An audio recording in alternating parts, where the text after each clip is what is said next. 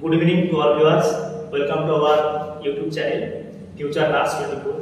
আমরা একটা নতুন টপিক নিয়ে আলোচনা করব যেটা হচ্ছে কি ফ্যামিলি প্ল্যানিং মেথড বা কন্ট্রাসেপশন মেথড। তো কন্ট্রাসেপশন মেথড বা ফ্যামিলি প্ল্যানিং মেথড এটা যদি আমরা ভাগ করি বা ক্লাসিফিকেশন করি তাহলে এটাকে দুই ভাগে ভাগ করা যায়। একটা হচ্ছে কি একটা টেম্পোরারি মেথড বা অস্থায়ী পদ্ধতি, আর একটা বলা হয় পার্মানেন্ট মেথড বা স্থায়ী পদ্ধতি। তো টেম্পোরারি আপনাদের যদি দেখায় আমি টেম্পোরারি মেথডের মধ্যে কি কি আছে বা অস্থায়ী পদ্ধতির মধ্যে কি কি আছে, তাহলে প্রথমে আসবে কি না আইইউসিডি বা ইন্ট্রা ইউটেরাইন কন্ট্রাসেপটিভ ডিভাইসেস, বা একে আরেকটা নামে বলা হয় আইইউডি বা ইন্ট্রা ইউটেরাইন ডিভাইসেস। তো এর মধ্যে সবথেকে বেশি যেটা ব্যবহৃত হয় সেটা হচ্ছে কপার টি। তো এই কপারটি হচ্ছে দু ধরনের হয়, একটা কপারটা 375 আর একটাকে বলা হয় কপার 380A।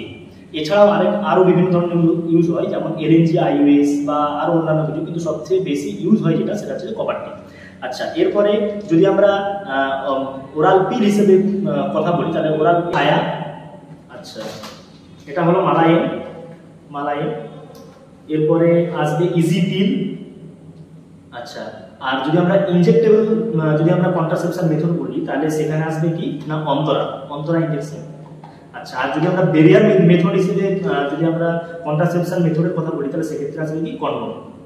তো এগুলো কি না একটা বাস্কেট, যে বাস্কেটের মধ্যে বিভিন্ন ধরনের পদ্ধতি বা কন্ট্রাসেপটিভ মেথড সবগুলো রাখা আছে। তো এগুলো সম্বন্ধে আমাদের মানুষকে বা অ্যাজ এ নার্সিং পার্সোনাল আমার কি করা উচিত, একজন মানুষকে বা একজন এলিজিবল কাপলকে আমার বলা উচিত যে কিভাবে কোনটার কি সুবিধা কি অসুবিধা সমস্ত কিছু তাদেরকে ভালোভাবে বুঝিয়ে বোঝানো উচিত।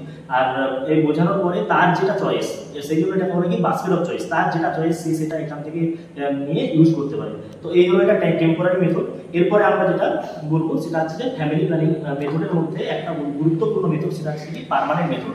এই পার্মানেন্ট মেথড নিয়ে আজকে আলোচনা করবো। বা আজকে পার্মানেন্ট মেথড হচ্ছে যে আমরা দুটো ভাবে করতে পারি, একটা হচ্ছে যে মেলদের, একটা হচ্ছে ফিমেলদের। তো মেল বা পুরুষদের ক্ষেত্রে যেটা হয় সেটাকে বলা হয় ভেসেক্টমি, আর যেটা ফিমেলদের করা হয় সেটাকে বলা হয় টিউবেক্টমি।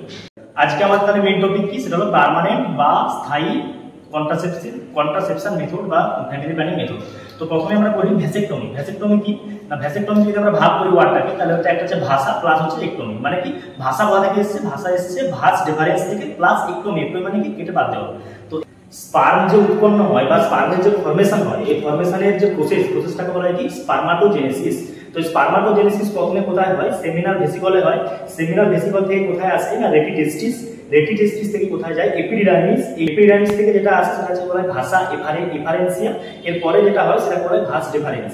তো এই ভাস ডিফারেন্স দিয়ে স্পার্মটা আসে ইউরেথ্রার মাধ্যমে পেনিস থেকে বেরিয়ে যায়। তো এই যে ভাস ডিফারেন্স, এই ভাস ডিফারেন্সটাকে কি করা হয়, 1 সেমি মেজারমেন্ট করে কাটা হয়। তো এটাকে বলা হয় ভেসেক্টমি। তো এই ভেসেক্টমি করার সুবিধা কি, তাহলে আমরা যদি বলি সুবিধা কি, সুবিধা হচ্ছে প্রথমত এটা একটা পার্মানেন্ট ফ্যামিলি প্ল্যানিং মেথড। তাহলে এটা যদি আমরা করাই বা মোটিভেটেড করি কোনো পার্সনকে, তাহলে সে যদি করে তাহলে কি হবে না, তার কোনো হেডেক থাকবে না, অন্যান্য কোনো ফ্যামিলি প্ল্যানিং মেথড এর ইউজ করার কোনো হেডেক থাকবে না প্রথমত। দ্বিতীয়ত কি হয়, এটাই মেনলি অ্যাডভান্টেজ। আর যদি আমি ডিসঅ্যাডভান্টেজের কথা বলি, ডিসঅ্যাডভান্টেজে তেমন কোনো সাইড এফেক্ট এর কম হয়, সাইড এফেক্ট নেই বললেই চলে। আর ডিসঅ্যাডভান্টেজ নেই বলেই এখন অ্যাডভান্টেজের উপর বেশি গুরুত্ব আমাদের দেওয়া উচিত। তো আমি যদি বলি যে non skeletal vasectomy, according to non skeletal vasectomy বা NSV গাইডলাইন 1992 সালে যে নন স্কেলেটাল ভেসেক্টমি, এই নন স্কেলেটাল ভেসেক্টমিতে কি বলা আছে না, এটা হচ্ছে কি একটা লেস ইনজুরি হয়, এখানে লেস ইনভেসিভ হয়। আচ্ছা, এখানে একটি মাত্র ইনস্ট্রুমেন্ট যেটা হচ্ছে কি না সার্জিক্যাল হুক ইউজ করা হয়। আর আমাদের এই ভেসেক্টমিটাকে প্রমোশন বা এটা অ্যাওয়ারনেসটা বাড়ানোর জন্য, এটা যাতে মোটিভেটেড করার জন্য, নার্সিং পার্সোনাল হিসেবে মোটিভেটেড করার জন্য কি না, এটা আমাদের কমিউনিটিতে কি হয় প্রতি মাসে third Wednesday of every month এটাকে পালিত করা হয়। তাহলে ভ্যাসেক্টমি এর অ্যাডভান্টেজ কি? অ্যাডভান্টেজ প্রথমত এই কোনো পুরুষ বা মেল পার্টনার যদি ভ্যাসেক্টমি করে তাহলে সেক্ষেত্রে কি হয়, তার যে অপোজিট পার্টনার বা লাইফ পার্টনার যেটা ফিমেল, তাকে অন্য কোনো মেথড কন্ট্রাসেপ্টিভ মেথড ইউজ না করলেও চলে প্রথমত। দ্বিতীয়ত কি, যেহেতু এটা একটা পার্মানেন্ট ফ্যামিলি প্ল্যানিং মেথড, সুতরাং রিপ্রোডাকশন এজ থাকবে, রিপ্রোডাক্টিভ এজ থাকবে, ততদিন অন্য কোনো মেথড ইউজ না করলেও চলে। কি হয় না, এটা মোটিভেশন হিসেবে বা আমাদের যে গ্রাউন্ড লেভেলে যে সমস্ত আশা থাকে ওনারা কি করেন না মোটিভেট করেন। সেই জন্য যদি ভেসেক্টমি হয় তাহলে সেক্ষেত্রে কি, যে পুরুষ ভেসেক্টমি করবেন তাহলে সেক্ষেত্রে তাকে 1100 টাকা গভর্নমেন্ট থেকে দেওয়া হয়। আর যিনি মোটিভেট করবে, যেমন আশা বা হেলথ পার্সোনাল, তাকে 250 টাকা গভর্নমেন্ট থেকে দেওয়া হয়। আচ্ছা, আর যদি আমি ডিসঅ্যাডভান্টেজের কথা বলি তাহলে সেক্ষেত্রে কি না, প্রথম 3 মাস এটা কিন্তু যদি কোনো ফিমেল পার্টনার ভ্যাসেক্টমির পর যদি ইন্টারকোর্স করে প্রথম 3 মাস, তাহলে সেক্ষেত্রে তাকে কন্ডোম ব্যবহার করতে হবে। এটাই হলো ডিসঅ্যাডভান্টেজ। এবারে আমরা আসি যে নন স্কেলফুল ভ্যাসেক্টমি, যেটা গাইডলাইন 1992 তে এসেছে। সেখানে কি করা হয়েছে, সেখানে বলেছে যে ভ্যাসেক্টমি কিন্তু একটা লেস ইনজুরি, লেস পেন হয়, এখানে লেস ইনভেসিভ একটা প্রসিডিওর। আর এখানে সার্জিক্যাল ইনস্ট্রুমেন্ট হিসেবে একটা মাত্র ইনস্ট্রুমেন্ট ইউজ হয়, সেটা হচ্ছে সার্জিক্যাল হুক।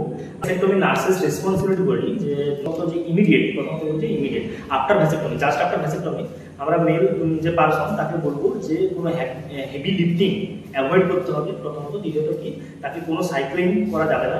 থার্ডলি কি করতে হবে, টি ব্যান্ডেড হচ্ছে ইউজ করতে হবে পেরিনিয়াল এরিয়াতে। আর কি করতে হবে না, এখানে প্রথম যে 15 দিন হচ্ছে কি করা হবে না, উইদাউট ইন্টারকোর্স, কোনো ইন্টারকোর্স করা যাবে না।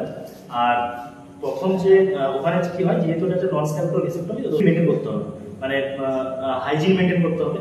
আর কি হয়, আর প্রথম যে 3 মাস হয়, প্রথম 3 মাস কন্ডোম ইউজ করে কয়টাস বা ইন্টারকোর্স করতে হবে। যেহেতু যেহেতু লাইগেশন করা হয়, তাহলে সেক্ষেত্রে কি হয়, কখনো মানে ওটা জুড়ে যেতে পারে। সেই জন্য প্রথম যে 3 মাস সেটা হচ্ছে কন্ডোম ইউজ করতে হয়। আর পরের যে 3 মাস, সেই 3 মাসে কি করা হয়, যে সিমেন্ট টেস্ট করতে বলা হয় মেল পার্টনারকে। কারণ ওই সিমেন্টের মধ্যে স্পার্মের প্রেজেন্স আছে কিনা, বা ওই যে ভ্যাসেক্টমি করা হয়েছিল তো ওই দুটো টিউব হচ্ছে জুড়ে গিয়েছে কিনা, ওটা হচ্ছে যে জানার জন্য করা হয়। 3 মাস পরে বলা হয় যে সিমেন্ট টেস্ট করা হয়, স্পার্মের প্রেজেন্স আছে কিনা।